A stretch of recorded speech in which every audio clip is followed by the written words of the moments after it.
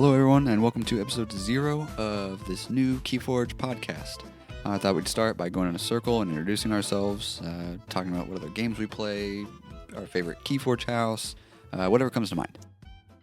My name is Nick. I haven't had a lot of experience with card games. I played Yu-Gi-Oh! Way back in the day, like as a little kid, and I've tried to pick up Magic a few times, but ended up getting discouraged when like the kind of pay to win came into play, and I wasn't about that. And it's just a really complicated game. So the other day I went to my card shop and the guy suggested Keyforge, and I jumped right on it because he said it's got a real low cost of entry, and it might be what I was looking for. And so far so good. As for my little Keyforge fact about myself, my favorite house would probably be Dis if I had to pick one. And I'm sure that'll change once I get more familiar, but that's me. Anyone else? Sure, yeah. My name is Travis Schneider. I'm a Louisville card gamer. I actually help organize a lot of the events and get the new information out there for our tournaments and such. But as far as my history with card games, it goes back pretty far. I'm on and off with Magic for years, mainly a casual player, just really enjoy the theme and limited play like Draft and Sealed. But I played countless other card games over the years: Versus System, Yu-Gi-Oh!, Pokemon, Warhammer, or Warhammer Champions, a new card game that just came out. I was playing it a little bit. And then Fantasy Flights games, I've played a lot of their LCGs, mainly Android Netrunner. And I've messed around with a few digital card games, but none of them have stuck as much. I just really prefer in-person gaming for the most part. And then Keyforge kind of was this brand new thing. It got me pretty excited, having followed a lot of Richard Garfield's games in the past.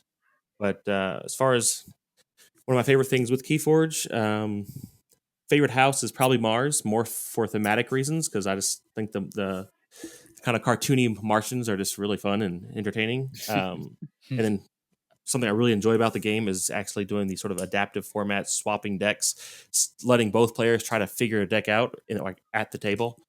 Is something I really enjoy doing and kind of look forward to be doing more in the future with it. So, yeah, that's nice. Me. Cool. So I'm AJ. Pretty new to the whole kind of board game world in a whole. I actually used to live in New Zealand despite my English accent. And when I went to New Zealand for a year, I couldn't take my PlayStation or anything like that. So I was kind of brought back to the real world and focused on board games and card games. I actually got kind of swept into the card game world with Game of Thrones, really. My wife's an avid Game of Thrones enthusiast, and eventually I sat down and watched it and then found out there was a card game based on Game of Thrones, and I got sucked into that world. So it was hard for me to construct decks and go to tournaments and, okay, what do I need to do? What's a strong deck? What's a weak deck? I wasn't very knowledgeable on that. So when I saw Keyforge and the idea of, first of all these awesome unique decks, and then the fact that I don't have to make a deck. I can just go into a shop and buy a sealed deck, and then I'm away. I don't have to worry about if it's supposed to be good or bad, and go from there. With my playthrough so far, I actually adore Brobnar. They kind of got a bad rap at the start with all the fighting that they kind of want to give out. But then I got a deck with 2 war chests and like 7 or 8 creatures, and that changed my whole aspect on the house. But definitely obsessed with Brobnar for now, and as you guys have said, eventually that will change. I feel like we could segue right into the next topic, which kind of ties in perfectly to like, what are your first impressions of the game now that it's been out for a couple weeks? You've had a chance to really like dive in and dissect it, and the community is kind of spawned up around it, and we've seen the good and bad from that. I don't know. Any thoughts? And I'm probably not a good one to jump in on this because I was introduced to the game pretty recently, so gotcha. I wasn't around like when it was announced and the pre-release gameplay online and stuff like that. AJ, when did you were able to get into it? Like I has been following it since Gen Con. I didn't get any decks at Gen Con. I wasn't that lucky, but their announcement there really pulled me into it. AJ, what was your first time in getting into it? Was it recent? It was actually a couple of weeks ago. I was just on my computer. I was going to go onto the Crucible Online to play some Game of Thrones just to get refreshed back into it. kind of getting prepped before April when the new Game of Thrones comes out. And for some reason, it took me to a Keyforge Crucible. And I was a bit estranged to what that was. So that's kind of, and then all of a sudden you find out that Facebook is showing you all these adverts, and all of a sudden you're sucked into, there's a pre-launch this weekend. I think it was the week before the first pre-launch that I actually found out about it. But it's kind of been interesting for me, especially coming from the Thrones background, where it can be very hostile. You kill my guy, I kill your guy, and it's kind of the real Game of Thrones comes on the table. Whereas so far with Keyforge, when you sit across an opponent and they play a card, you go, that's an awesome card. Show me, what does that do? And it's not, there's no real aggression or hostility. It's all, wow, that's a really cool card. I have to be careful next time. Yep. Not like you played that and now I feel like I can't win. Which I think is a big point in Keyforge so far, like finding out what deck you have and where the combos are. And then from there, how is that going to be a successful deck and adapt that way? It's that whole age of discovery thing that they were talking about. It's exactly extremely exciting.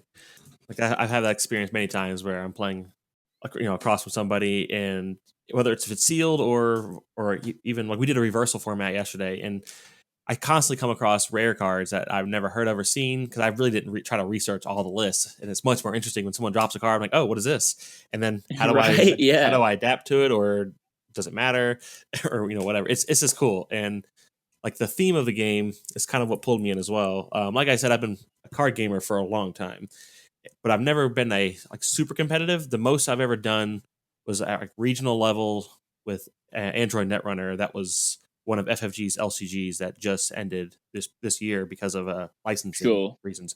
But I played at some regionals, and there was one year I was getting really into the competitive scene locally, and we had a non-official tournament series that we've been doing for years called the Chilo Tournament Series. Local people put on. Anyways, between that and regionals, I was getting into all the local tournaments as much as possible. Some of the fun of the game started kind of dropping for me because I was focused more on winning and less on just what I found beautiful about the game and interesting about the game. So that's kind of kept me from getting into high level tournaments for any of these games. But then, now that Keyforge has come along and it has that sort of lighthearted, fun theme that I was kind of looking for in a game. For years, I've wanted FFG to make something with a lighter theme. As much as I enjoy like Game of Thrones and the Netrunner worlds and the Warhammer card games they had, those are all cool, but they're all very kind of heavier or darker themes. And then this game, Keyforge, comes along, which has a very whimsical, almost childlike theme to it. And I find that just kind of, because of that, attaching that with the release format and the random decks, random names, that kind of automatically creates a casual format, at least hopefully. Like everybody who comes will all be just looking to have fun and be laughing rather than, completely silent, I gotta beat you sort of attitude. That's my hope. And I completely agree with that, especially coming from a newcomer and a newbie in card games. It's very apprehensive and very nervous when you walk into a board game shop and a card game shop, and everyone's kind of, as mentioned before, that courtroom kind of essence. And you kind of sometimes pushes you out of the door. But I definitely go off. It's interesting you say that about theme, because before I actually got any decks, that was a big worry. From a lot of the reviews, they had a lot of worry about, is there a theme here? The game's great. What's the theme? And kind of over many plays over the last few weeks, I think the theme comes out, as you've said, through that artwork and the kind of whimsical of, like, let's say Mars, because I love Mars as well. But it's more of, once you learn your own cards and your own deck and you figure out how their combos work, the theme kind of comes out of that. So like the more you kind of look into, how does shadows work, then maybe that the theme like comes out of that. Sure, absolutely. How do you guys feel about the unique deck concept? I think it's a pretty brilliant concept. It's interesting. It takes that whole idea of limited card play that we've seen in collectible card games for a long time and just kind of makes it the whole game, I guess, so to speak, where it also kind of makes that barrier of entry really low, which is really cool. Because if I go out and I buy $10 worth of Magic packs, regardless of if I pull anything valuable or not, I'm not going to have a deck I can play right there, not remotely. And if I do buy a pre-constructed deck, they tend to be terrible, or they don't play very well. Even the ones like I've tried out some other dual decks that they release, and they're not. Never found them all that balanced that well. They're not consistent. They're not interesting. So with that, you're certainly not going to compete with them. Exactly. They're not competitive. Period. But in this game, I can $10. I have a complete deck. I can immediately play. There's no. I gotta go find more cards. I gotta see if I can.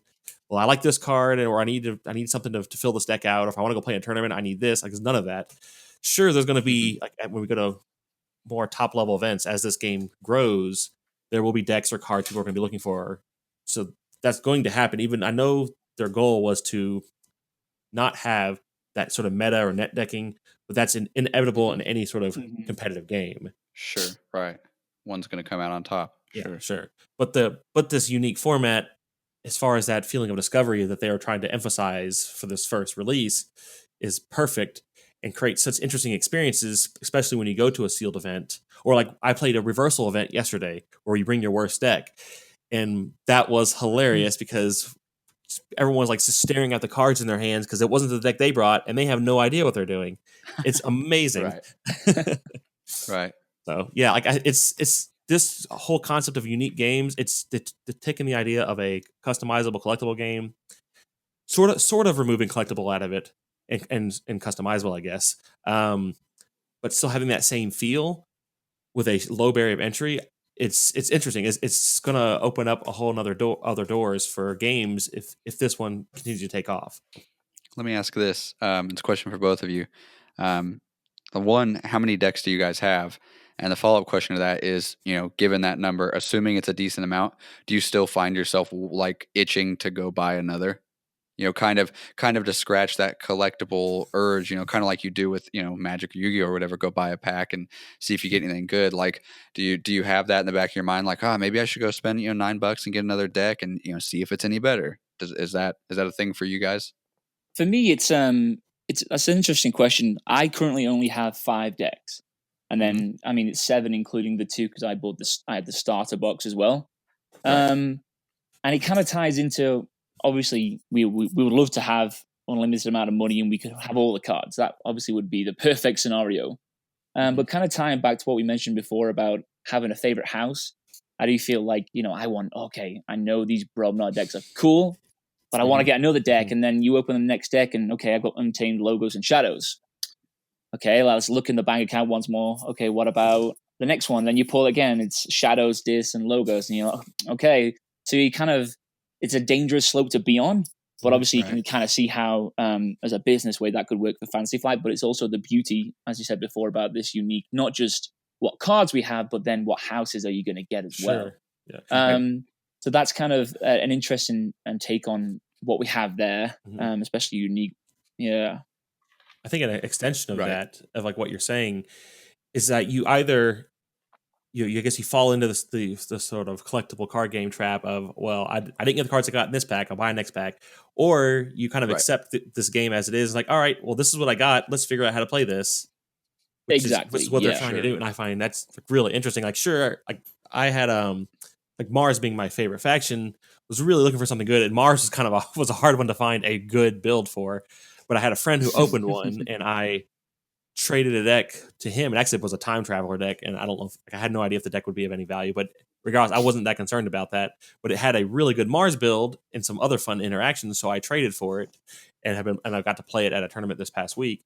But that's the thing too, is that we can just, if we're looking for certain things, there's always going to be people looking for something different. We can just swap a deck because essentially no one paid any more. Well, as far as from the store for the deck. If it's the secondary market thing, that's a whole other topic. But sure, yeah, I myself have 20 decks because I pre-ordered a box and I've gone to like every launch event and pre-launch event I could because I wanted to get connected with the community here in Louisville since I help organize events and promote events.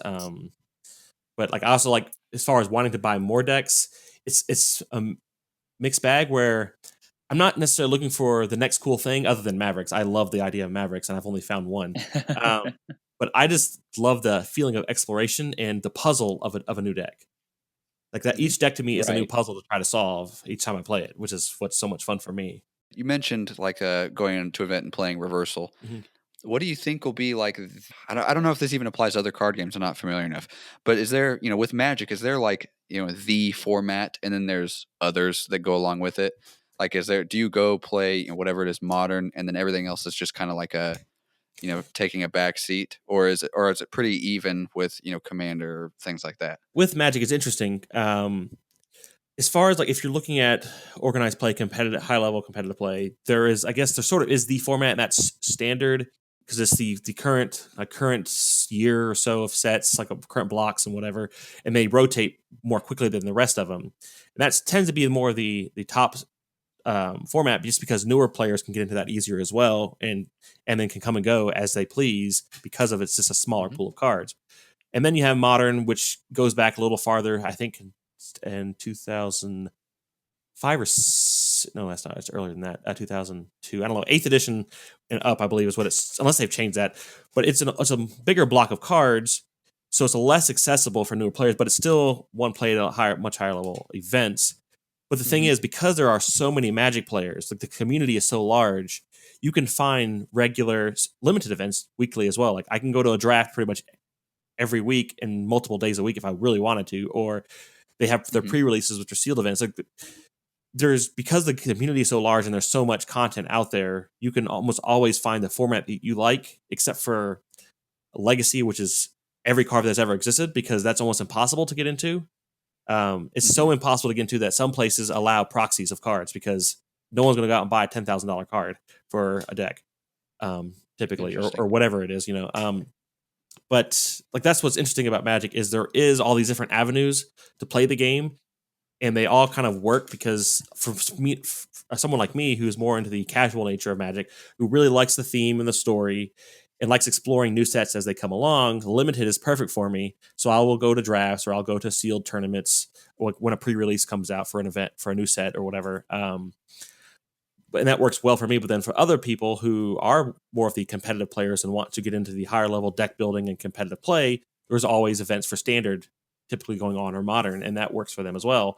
And that's also, I think, what will help a game like Keyforge and really any other new card games come out. Having multiple formats of play allows you to have a format that basically you love and have an opportunity to play it or a variety out there, because that was always a problem with Fantasy Flight's other card games. The LCGs never really had a lot of formats for the most part. I think Game of Thrones has two, right? Joust and what's the other one? Melee. Yeah. It's like you have those two formats, right? But the other ones didn't really have other formats. So if you got kind of bored with just playing the main game, or you weren't a high level player, there was nothing else for you to do. Just go home and play with your friends, or don't play at all. Like it was a problem. That's what, fortunately, Keyforge is kind of breaking that mold, because at its core, it's limited all the time. And so it allows the casual players to have that scene on a more regular basis. But then the competitive players, if we get a more established organized play system in place, that'll work for them as well once they find that deck that they think will win every event or whatever. Do you think, I don't know, I hate to say this because I don't want to set the tone for how like Keyforge will be perceived forever, but like as it is, I guess I can, it's fair. Right now, if I go to my card shop, they've got a whiteboard right when you walk in the door, and it says like, 6 out of those 7 days a week is Magic. It's Magic this, Magic that. And then one night, Friday is Keyforge. If that remains the same, if Keyforge, stays at kind of a medium popularity, whatever, and there's, your card shops have one Keyforge event a week, do you think it'll be a, bring your deck kind of thing? You think it'll be a reversal? Like, what do you think will be like the prevailing gameplay, tournament setup kind of like that? Would it be a bring your own, or do you think it'd be more common for them to, suggest you buy a deck and you open it and you play it right there? From what I'm seeing around here, because it's still so early in this game's life to figure out what people are going to prefer to play, I think like if the organized play system is put in place where they're going to be doing chains and tracking deck wins and all that sort of stuff, I have a feeling a lot of the events will be that, if it's only a 1 day a week thing. But a lot of people do enjoy sealed, and if there's product available, like stores will be doing that. I know some stores aren't doing sealed just because there's no product for them at the moment, like for their weekly event. Sure, right. But it's going to be tough, because if they can get the crowds, at least a handful of people, multiple days, they can try multiple formats. Like I'm thinking about doing at the store that I help run events for, even if it's just once a month, like an adaptive format, because adaptive takes longer to play. That's, one of the negatives of this game is that to play 2 out of 3 can take a lot longer than like other card games for a round of play. So I figured if it's gonna take longer, maybe like 1 weekend a month earlier in the day, we do an adaptive thing so we can have longer rounds. But like I think that's a really good format for this game because it takes a lot of the brilliant mechanics and balancing mechanisms of the game and puts it into a tournament system or whatever, a gameplay system. Sure. Yeah. Mm-hmm. But as far as like what would be the main thing, I think it's probably going to be your standard Archon play and then sealed as available. Really. Do you guys play strictly in person or do you play online at all? Well, to start off with not having any decks, I kind of wanted to be as good as I could be at Keyforge online. So then you can understand most of the rules, know some of your favorite cards before you could even get to the pre-launch. So I've played a lot on the Crucible online as well, but I played in 2 tournaments and introduced a lot of my friends to this game as well, which is, on a side note, one of the best things so far about Keyforge for me personally. I don't have that many close friends, so when I do want to introduce them to games, it's very hard, especially with how big the Game of Thrones card game is, and kind of get kind of confusing at times to a nobody. It's been really easy to sit down and teach somebody who knows literally nothing about card games, and this is the simple rules, simple games, read on the text, and we're away and having fun and discovering different houses. But yeah, definitely to start off with was online, the Crucible, which is amazing. Do you think it won't be, well, I don't know the way to phrase it. Do you think it's likely that we'll get an online version, like an official online, Hearthstone-esque version from FFG? I'm not too sure. Maybe Travis, you might have a little bit more insight on that. I mean, it's great for beginners and it's a great starting point. There obviously could be things to improve on the website, but that's nothing against how amazing it is for somebody who is just on the go. So maybe Travis might have a little bit more information on that. I got a couple of thoughts on it. Like, cause they haven't really said anything officially one way or the other, I don't believe, other than the current app doesn't have it. But if we just looking at their company, FFG in general, and then also the trend in card games, like currently in the card game industry, having a digital implement is becoming more and more important. Like Magic the Gathering has been putting a lot of effort onto their arena system that they just finally put out to open beta or officially released or whatever it's at the moment. And then there's another trading card game that just came out called Warhammer Champions, and there's from a company called PlayFusion, which is kind of funny. They're actually not a game company. They were like a tech app company or something of that sort.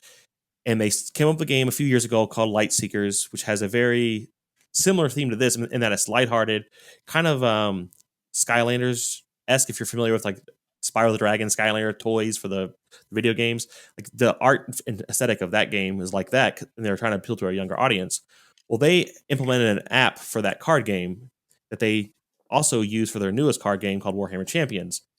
Both of these games, every single card that you acquire in real life can be scanned and added to your digital deck. So like that's to me a kind of sort of the example that card games are going, and that's a way to integrate physical and digital. Granted, there are some other issues with their system at the moment, but we're seeing that happening with card games. Like Pokemon's actually had it for a while, where there is a digital element. And then FFG just recently with Asmodee, they're starting to break out into digital gaming realm. Like they're having their games being released in a digital element. The Lord of the Rings LCG, I think it's out now. Their official digital version of the game is available. So there's very likely they're going to start branching into other card games. We know some of their board games have been implemented into having app versions. X-Wing, their number one miniature game, is their second edition is app based in that they. Like I don't know how familiar you are with miniature games. Typically, a lot of miniature games use point systems to balance out your teams when you're building a team of characters or whatever. In X-Wing, they decided to get rid of their point system and implement it into the app to where they can update the points on the fly to balance the game or change things as needed without actually having a physical version of it, so it won't confuse people or they won't have that official number printed or whatever. So like they're really pushing into their digital gaming world right now with their games. So with that, I think it's very likely we will see a digital version, especially after the ruling on backup matrix for Mars, where they really don't want people to have choices off turn at all. And the only reason I can see that being very important is with a digital version, because they want it programmed to where I do all my stuff, you do all your stuff, and back and forth. Because if we're playing in person, it's not a super big deal. I mean, they're not going to have counter spells and things like magic, but making one small choice of whether I do this or do this is minor. So with FFG's current trend in app design or having their games implemented into digital versions, I think it's very likely we'll see Keyforge turn into a digital game. We just haven't heard, I guess, official words on that. That's certainly what I'm hoping for. Not because I want to stop playing in person. Like I've said a million times that if Hearthstone became a physical card game, I would go spend an entire paycheck on it. Like I would love to play that game in person. Yeah. So if them releasing a digital version of Keyforge wouldn't stop me from going and playing. And I think it'd be the opposite. It would give people a chance to get their feet wet and try it out and learn it. Because there's so many factors that come into play with like going and playing in person. You don't want to go if you don't want to go if you're not familiar with the game. You don't want to go if you don't know what etiquette is, stuff like that. Sure. I can see so many reasons like why people who have heard of Keyforge but don't play card games wouldn't go to their card shop and just like jump right into it. And the alternative to that is like, go to your card shop, buy a deck, bring it home, and then what? Like you just sit and look at your cards. You don't even have anyone to play with, stuff like that. And it depending on your friend circle, like it can be tedious to find people. I have friends that'll play card games, but to ask them, you're like, hey, you want to come over and dedicate 2 hours to playing this card game?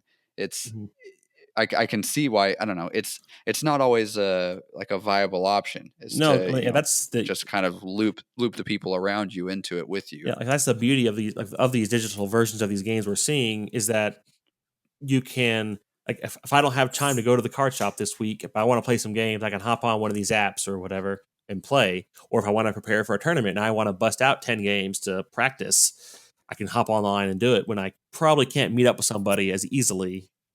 And it's Right. pretty common thing. And that's actually what Team Covenant there. I don't know if y'all are familiar with Team Covenant. They do a lot of stuff to support a lot of these card games. They have talked about that with Warhammer Champions, where they didn't have to play very often in person because they could go on there and play a lot just to prepare or deck build or tweak their decks for the upcoming tournament. Because that was always the issue I used to have actually a lot with a lot of these card games.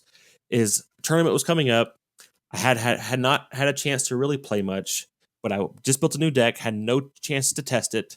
So I'm going to go on a tournament basically blind with my new deck. If there was a digital version, I could have sat there, played all week, fine-tuned my deck, and then went to the tournament and been much more prepared.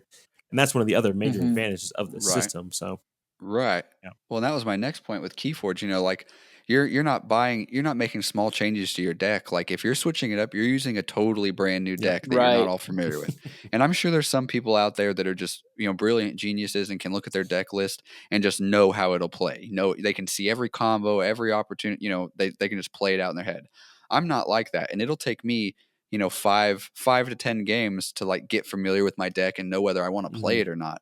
And for me to, for my option to be like, go Monday to a tournament, pay $5 and then lose the first round with this deck that you've never played with before. Like that sucks. I don't know.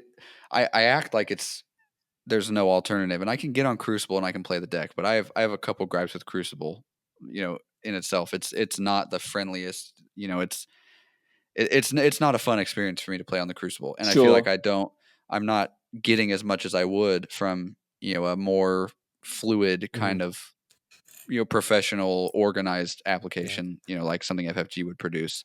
Yeah, I actually have never used the Crucible myself. I was tempted to when the game was about to come out, but like for whatever reason, I always prefer in-person play like tremendously. So I searched up some print and play files of decks people got from Gen Con or wherever and printed out decks to just try the game. But I played, like I said, Netrunner, and someone had an unofficial online version for that. I used to play that some, and the thing is though, with online you can definitely have some different behaviors than you would in person, and I don't like what FFG would do to counter that in their own system.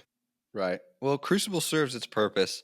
It's clearly fan made. It's kind of thrown together. It functions like almost at 100%. It's not bad besides the server downtime. Right. But the way it's set up is, I hate to keep bringing it back to Hearthstone. I'm not a Hearthstone fanboy, but it's set up that like even if you're halfway paying attention, you can see exactly what goes down on your opponent's turn. There's all these giant animations. They're right in your face. There's no confusion. When I play Crucible, if you're not talking to somebody on Discord at the same time, it's almost impossible to follow what happens during your opponent's turn. Mm-hmm. Like I catch myself every single time, like reading the chat log, reading over every card, and then I feel bad because I'm taking so long.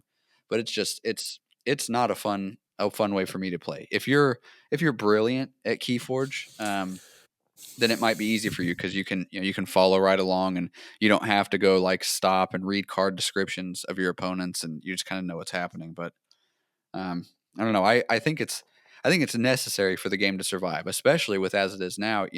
I've heard people. I have no experience with it. I'm not an FFG guy, but I've heard they've kind of screwed or ruined their old other card games by not supplying enough, and that would solve a big portion of that. People wouldn't be. I don't know. I guess it wouldn't, because I was going to segue into another like thought on that. Is if I had my way with Keyforge Online, I would hope that they would make it so you can only use cards that you bought in person. So what's one of the problems with Warhammer Champions is all those cards that you buy are scannable, which is amazing, but you can also get a ton of free cards or unlockable cards or in-game currency to where you don't have to buy physical product as nearly as much. So that's, I feel like, has really hurt any community building at like a in the real world local level, because it's like, well, I have no reason to go meet up and play with people because I can go on the app and play, and I can just get cards there and not really have to go buy cards. And that's really hurt getting anything going around here for like actual people playing the game, because there's no need for them to. They can just go online, play it, and that's it. They can just drop it right there. And like there has to be a system to where you kind of force you to interact with the real world before you can go play online. Right, I agree, and I can see there's probably two like super loud dueling opinions on it. From the marketing guys up there, it's just like, well, make it more accessible, make it so they don't have to buy it, and everyone will play, like Hearthstone. Sorry to keep bringing it back to that, but it's free. The barrier of entry is free. Anyone can play it. But at the same time, it would, if you have an online version that's so accessible and free and all that, it would cannibalize the in-person thing. And I think the goal is probably to keep it an in-person card game where you're buying these decks and stuff like that. So, and I think it would be really crazy if it didn't turn out how I think most people are thinking it will with their online play, with the way KeyforgeGame.com is set up, and you scan your decks in, and you've got, you kind of own them online. I think it's just ripe, and it's being set up for an online play of that sort. I don't know. I could be totally wrong. I mean, but I hope so. Maybe it's wishful thinking. It's certainly what I'm hoping for. Yeah, I think a lot of people are hoping that for absolutely, because it seemed like this game would be pretty easy to implement into a digital version based on the way it works. Sure. I hope so. Yeah, absolutely. Right. I had an interesting thought, and it's not really related, but kind of. With the way they handle scanning decks, I don't know how closely you guys are paying attention to like the buy sell groups on Facebook or eBay even, but so often I will see, I'll see somebody either sell a big deck, a 4 horseman deck, whatever, and say, it's scanned, which that to me says, they played it, and they want to get rid of it. They want to get the money out of it while they can. Other times I'll see, I have 6 decks for sale. It's a bulk buy, all of them scanned. My theory on this, and I don't know if people are doing it with ill intentions, or I'm sure some of them are, but I would guess Keyforge is going to release an online version, and you're not going to be able to scan a deck twice. So these people that are going out and spending, $500 on their horseman decks are not going to be able to use them online because they bought a scanned deck. And I would bet a lot of times that's intentional, and the seller is not going to go transfer that deck to them. And like, I haven't seen a single person bring this up, and I think it should be concerning to some people. Sure. Now, how do you think that kind of relates to on the app when you do scan a deck and you get an amber shard? Have you seen those with the treasure? So obviously, once you get an X amount, then you're going to get a key, and then so forth. Now, how do you think that plays out in people trying to just get the decks, scan them just to get the amber shards for whatever that may be, and then sell them Mhm. on. I think it's absolutely happening. Like I don't think so much in the case of people selling one deck at a time, but you can get on there and see guys with boxes of decks, six, Right. like I just saw one yesterday. It was 6 decks, they're all opened, whatever, they're random, all scanned. It's like, yeah, whether his intention is to use those decks in online play later, or he just wants those amber shards for, like you said, whatever that ends up being. Like, we Sure. don't know, I don't think. Hmm. I think that's a thing that's happening. Yeah. And it's strange to me that nobody has mentioned that at all. Nobody pipes up in those comments where people are offering to pay hundreds of dollars for a deck that's been scanned. That's a good point. I mean, it's without knowing what they're going to, how I guess it's going to be used, or with since organized play with the scanning hasn't been implemented yet. We don't know how far scanning these decks is really going to go. But like I can see it, that would be really annoying to acquire a deck that once the organized play comes into play, and you have to scan your deck to participate, and it's like, oh, this isn't your deck, you can't play. Wow. It's like, that didn't even cross my mind. Yeah, because that was my when you brought it up. Like, what happens if you acquire this deck? You go to a tournament and like, oh, you don't own this deck, or how does that work? Right, right, because they are, like, with what little we know about it, we know that online, that app companion is going to be so heavily tied in with it, measuring your wins, losses, things like that. Or perhaps you can use it and it just goes on somebody else's account and they get those wins. And I don't know. That's really strange, but I would advise people to, unless you're just playing with your friends forever, and you have no intention of ever potentially playing online, stuff like that, don't spend a bunch of money on a deck that's been scanned. Like, that's, I don't know. I bought some decks the other day and I went and sold a couple of them. And as much as I wanted to play them on Crucible, I made a point not to scan them, because I don't want somebody coming to me, like, not that they have any like legal recourse, but I don't want to, like, hurt someone's feelings or bum somebody out when they're really excited this deck they just spend a bunch of money on. They don't actually get to use it in a tournament or online. Yeah, the tournament is the really big one, because the online is just based on like these ifs. Yeah. But the tournament thing is going to happen, and I've got almost no doubt in my mind that that's going to throw a wrench in things. Yeah, I mean, really, Right. we need Fantasy Flight to kind of step in and talk more about that. Really get more involved now that the game is out. Talk about the future of the game, what they have planned, what's going to be coming.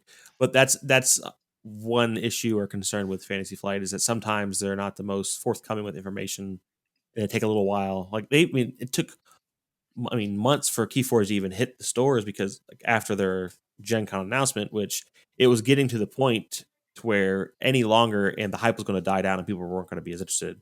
Like it was getting that way, because I and other people I knew, and just also listening to podcasts and or whatever, you could tell it was like, well, we've been enjoying playing with our our Gen Con decks or our printed decks, but if it doesn't get here, well, I guess we're moving on or whatever.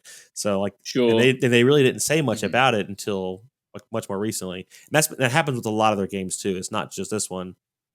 And I'm always hoping that they're going to improve and learn and get better, but it's a process with them for sure. As far as like the used market goes, this is a really stupid blanket kind of question, but do you guys have any thoughts on that? Like, how that's kind of panning out right now, with people paying absurd amounts of money for any deck that simply has horsemen in it, like whether they're good or not? It's an interesting conversation, really, and there's many pros and cons to either side. For example, with, let's say, the horseman decks, if people are willing to pay money to try and get a decent enough deck, or what they perceive as good deck, we don't really know how good that will be. They may turn up to a tournament with a double horseman deck and have 24 chains, and that could drastically change their whole tournament. So that could go down the pot. But at the same time, if that someone's willing to pay it, is it really our prerogative to kind of tell them that they can't do so? Or is it more on, do we come from the other side and look more on, should that person be selling it for that price? For a $10 deck, that's kind of the beauty of the game. As we mentioned before, Travis, you can head to a store, get a $10 deck, and then you're away. It kind of defeats at times the beauty of the whole game and Keyforge itself by these $2,000 decks going. But you can definitely see them when you see double horsemen with time travel and help from future self and logos. That may be a strong deck, but again, we don't really know how well the chains are going to work out and how well that might impact play, especially if we are going to play the adaptive format at tournaments. Yeah, I mean, it blew my mind when I saw that one double horseman deck sell for that much, just because the game wasn't really out long enough for anything at all to be established. So Sure. my only thought was, well, this must be some hardcore collector, because otherwise, what's the purpose? There's no game, there's no organized play, no tournament, no community for this to matter, unless they're trying to get ahead of the game and thought, well, this will win them all, and I'm going to invest into it now. But like another Right. thing I had heard someone mention, when you in a collectible card game like Magic, and you put all that money into your deck, you hope to win that money back over time. But in this game, you're not going to win $2,000 worth of anything. It's highly, highly unlikely, with Keyforge that you would ever get that back. So like, I mean, honestly, I was really confused about that one, and the fact that people are already trying to sell decks. Like, people are, of course, can sell decks for as much as they want. People can buy them for as much as they want. But it confuses me just because the game hasn't been out long. Nothing's really established. So like, where are people like making these thought processes? Like, where are they getting it from? Where are they coming from? Right. I think it's, I'll be the first to admit, I haven't looked into it. I haven't checked out any horseman decks. I don't understand how horsemen work. That's, and I don't really care to until I get one, I guess, or play up against one. But I think what happened is, the first couple horseman decks, it's a brand new market, and it's in such like disarray right now, and it's fluctuating so wildly because everyone's just trying to figure it out and just kind of waiting on it to settle. But I bet, there was a horseman deck that came out and it just turned out to be super OP. Whatever combo, whatever it is about it made it worth what it actually ended up selling for. And because of that, everyone took every horseman deck they had, and they automatically assumed it was a great deck with great combos and threw it out there. And the other side of that, so you've got uninformed people selling them, at crazy high prices. They get a horseman deck and they immediately think, oh, $500, eBay, here I come. And then you have the new players who are just as uninformed, and all they've heard is that same kind of like uninformed parroting that horseman equals a win. And they're just going out there, these people with deep pockets are saying, like, I want to win. I want to get a head start. I want to do the game right. I'll just buy a good deck on eBay. So they see horseman and they buy it. And I wonder how many of these people are buying horseman decks that actually aren't good. Yeah, like I don't know what comes into play there. Maybe you guys could explain it to me. Onto what you're saying, if you get someone kind of from the outside looking in, and they see all these decks for going all these wildly different amounts or extravagant amounts, they may think, oh, well, this game isn't as cheap to play as I thought it was.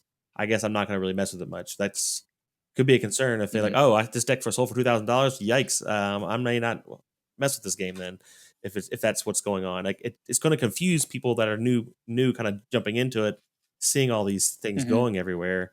Like I said, the thought process behind it's confusing because unless they're just guessing on what's going to be the winning decks in the future, or if they're a collector, like I kind of get that idea. If you're a collector, some people will spend all kinds of money just to collect something. Granted, I don't know how this is much of a collectible item yet, since it is so new and fresh.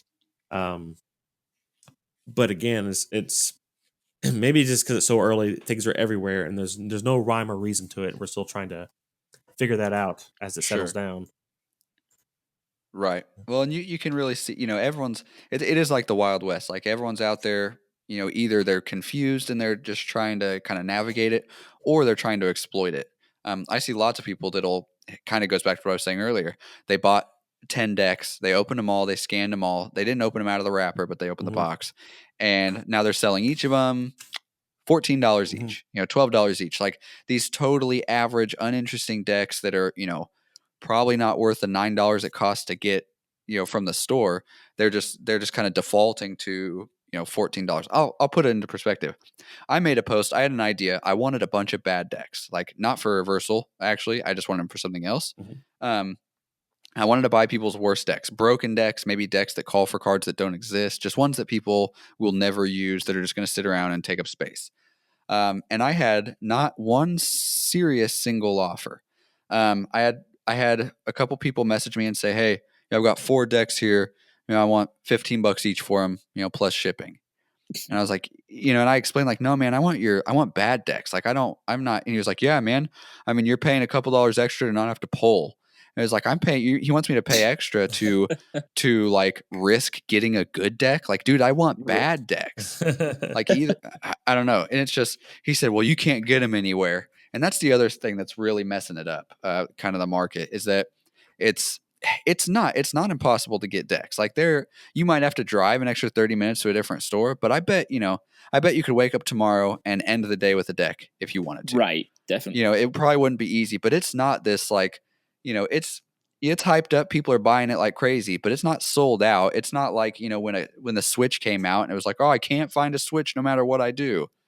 It's, I don't know. So I think we just have to wait for kind of the water to settle here and be able to see through it and kind of let the market establish itself. I think if you're a sleazy person or a smart person, whatever you want to call yourself, and you want to make money off Keyforge, you've got like another 2 weeks to do it. Go buy your decks, immediately sell all of them, whatever, because these prices are going to settle and people aren't going to spend $500 on Horseman decks, especially when they realize that, they're either scanned or the chain things are going to come into play and like these super OP decks are going to get punished from the get-go. I think it won't be long before it settles and before people stop selling like crappy used decks for $14 and it kind of levels out. Right. That's my hope. I guess at that's least. with all these games. So you get those people, or not just these games, but products in general, where there seems to be a limited run. The scalpers, where they run out and buy everything that they can and then try to flip it immediately. And honestly, it's as much as I'm willing to allow people to try to make money however they want to, so to speak. This sort of behavior also really hurts, like especially in a gaming community, that community from growing. If there's no product available, if they're being upcharged for it, we're not going to get new players. We're going to get less players, and it's just it's kind of goofy because it's not doing anything great, and it's also not really what this game is. It's just bizarre. Well, and I don't know. I have two thoughts on that. One, we can be thankful that the game's set up the way it is because it's not like, oh man, I really need a booster because I need some cards to, add to my deck. I really need to switch some things out. If you have a deck, you can play it. It may not be great, but we're lucky there that we're not reliant on there being boosters to go like kind of support our deck. We can just play with what we have. I don't know.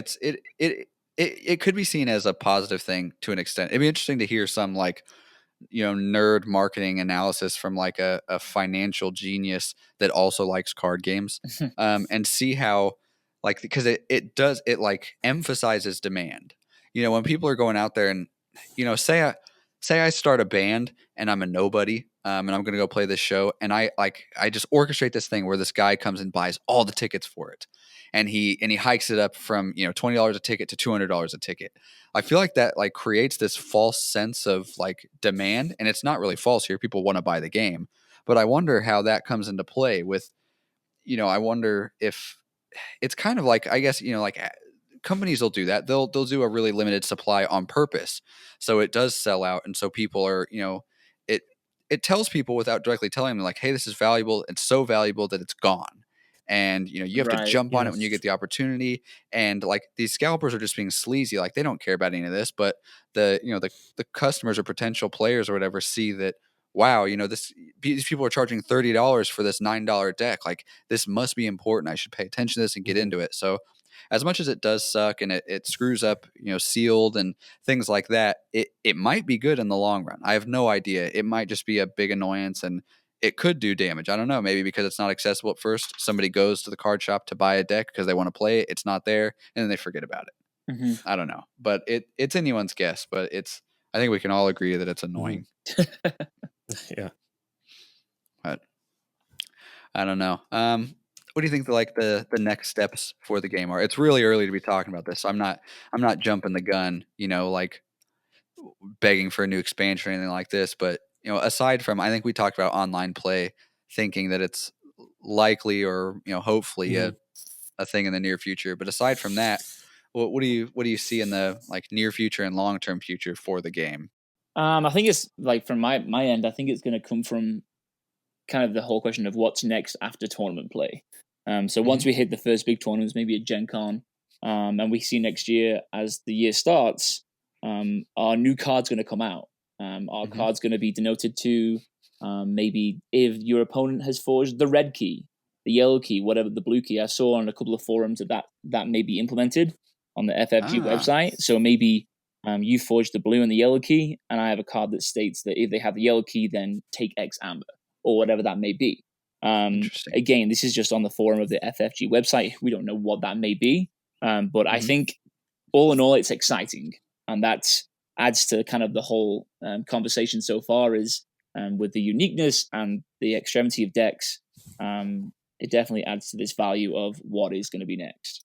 Yeah, Sure. yeah. I mean, I think of course they're going to expand upon it with more cards, more decks in the future. Who knows what that may mean? Whether it's new mechanics or new houses. There's definitely been some teases about possibly doing new houses, which would be really easy to implement because all it is all right, I got a deck now. I have this faction to play now, and let's see what they do. I have a theory that because of the way Mars was implemented as a sort of outsider house, like it's really funny the starter decks, neither starter deck has Mars on it. The 2-player playmat, Mars is not on that playmat either. They don't belong in the thing here, apparently. I kind of wonder if every time they do an expansion, there's going to be one house that's sort of the outsider house that for some reason doesn't belong. And I don't know if it's a balancing mechanism or just a game design mechanism. It's interesting, but we're definitely going to see either more into the current houses or additional houses. I think we'll definitely see new houses, since the idea of the Crucible in this world is all this mishmash of stuff from around the multiverses. That the Archons are using to acquire these keys. So it's likely we'll see more of that. The app, I mean, of course, there's something going to be going on with it. I'm hoping sooner than later, so the organized play stuff and community building can take off a bit more. Because one of my concerns is that the official organized play system isn't in place soon. Degenerate decks will start to take over Archon formats where you bring your own deck and people start just bringing the most busted stuff ever, and there's no balancing mechanism in place yet. So people get turned away from the game early because oh, well, this is dumb. I can't do anything, and I'm tired of seeing the same stuff. That's every time I've played any card game. This is pretty common, actually, in a lot of card games. If certain busted combos or cards come out and certain decks start to dominate and not just do well to where you could counter them at some point, but do so well that you can't counter them, or the entire meta is either playing that deck or playing the anti-deck of that. It really hurts games and the communities, and people start to leave games. That's happened with Star Wars Destiny a lot. It happened with a lot of their LCGs, and FFG has had a history of taking a little long on getting around to balancing or restricting, banning cards, whatever, implementing a solution to these problems. So that's my hope for the immediate future, is get this organized play system in place so we can make sure this game grows healthily. Because everybody knew when they announced, unique decks, and you buy a deck that's already pre-built. Some decks are going to be better than others. Some are going to be insanely better than others. And without some sort of balancing mechanism in place, it's going to just skew the game. So that's my hope for the immediate future. Yep, and I think I agree with everything you guys said. I hope that the market kind of settles down and it becomes more accessible, and it kind of paves the way for actual events and sealed and getting it out there. And I think it's all any of us can hope for, is that it continues to grow, and they, FFG doesn't, do anything to slow or stunt or hurt the growth in any way. Yeah. With that being said, with FFG, if we're having our concerns about FFG, the players still are the ultimate decision makers with these games, and as far as when they play them, how they want to play them. Fortunately, we are already given various formats to mess around with to start, but that doesn't keep us from exploring new formats. As games have struggled throughout history, all these different card games, players start to get inventive and try new things. We've been doing theme nights with Star Wars Destiny. There's been, Magic the Gathering has drafts and Sealed and Commander to keep the game afresh. It would not surprise me if we start seeing really new and unique formats with Keyforge, where you're mixing decks or you're playing as a team, or is the thing everyone's afraid of is customizing your own deck and making a new deck from scratch. It's going to happen. People. I understand it feels like it's against the spirit of the game, but it's going to happen because this game was released like every other collectible card game. You don't know what you're going to get in a deck, and people are going to want to see certain cards with other cards, and it's impossible to try to hunt down that one deck that's going to have the exact combination you want. It may never be an official format, but it's going to happen one way or the other. Yeah, and my thing is, instead of fighting it, let people try it out, and if people enjoy it, they can play it that way. The rest of us can play it another way, or whatever. If that's having these varied formats is what going to keep people in the game and keep people keep it fresh for people. Yeah. That's an important thing to remember. And somebody posted a blog post on the keyforge.com that was called Be Cool. And it kind of went over, it didn't touch on like the format complaint, but it was basically just, I'll reiterate it. It was, we're lucky to have found a project like this, a game that is so much in its infancy. That it's like, we as the players, like you were just saying, have the chance to decide everything. And that includes how the community kind of functions.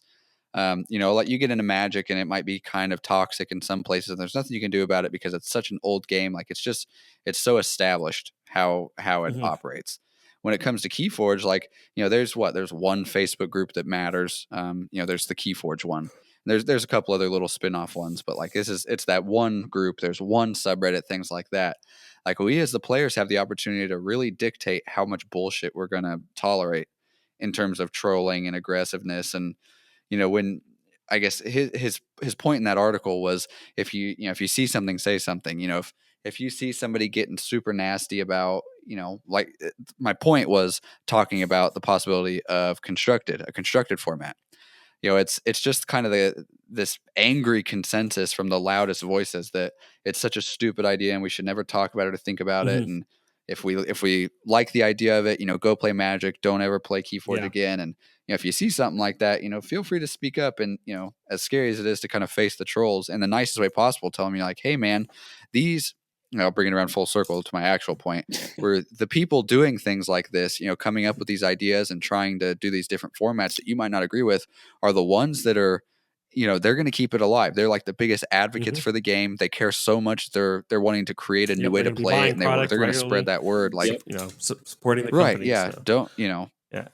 The last thing you want to do is discourage these people from having fun and getting creative and spreading the word. So, if that's you, then, maybe rethink it, maybe try to be cool and look at it from another perspective.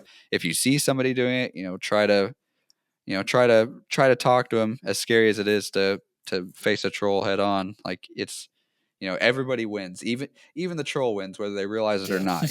If they can chill out and somebody can have fun and do what they want to do. It's like that approach. It's like you said, that perspective.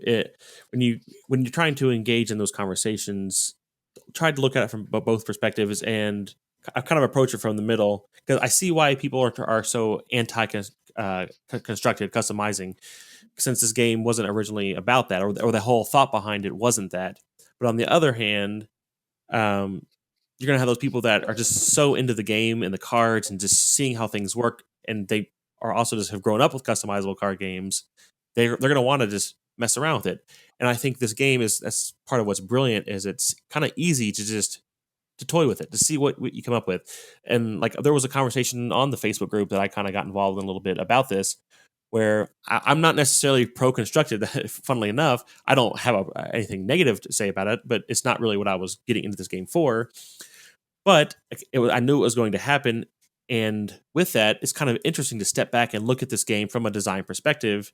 And that's sort of what this allows for those that are wanting to toy around with customizing their decks or looking at ways to play different formats. It allows them to pull back and look at the game through different perspectives and like why it was designed the way it was. Like that whole discussion kind of went that way, where people were kind of realizing through trying to test a customizable version that worked or didn't work. It's like, oh, this game was designed a certain way and it works this way, but doesn't mean you can't play it other ways. But there was a thought process behind its design. But being open-minded, like ultimately, I guess, come back to what you're saying, if someone is being just trolling or being just kind of hateful and trying to shut down conversations as soon as they start, it's just kind of, I guess, come in friendly, I guess, and say, let's listen to this from both sides, and everybody here is here to have fun, enjoy the game, and wants to support the game, whether it's customizing or playing sealed decks. As long as people are there to have fun, then just it's everything should be good. And as we approach the 1 hour mark, looks like now's a good time to call it for this episode. Like I said, this was episode 0, so expect some hiccups. This was kind of just a test to make sure the equipment worked and we all flowed well together, and I think it went all right. You can find this episode on youtube.com/thekeyforge or thekeyforge.com. We will also be releasing at least 1 or 2 other podcast series on that same YouTube channel. The others will be slightly more technical. They might focus on specific aspects of the game, whereas this one might be more of a relaxed roundtable kind of thing. So if this wasn't quite what you were looking for, there will be something on that channel here in the next couple days. Thanks for listening, and we'll talk to you next time.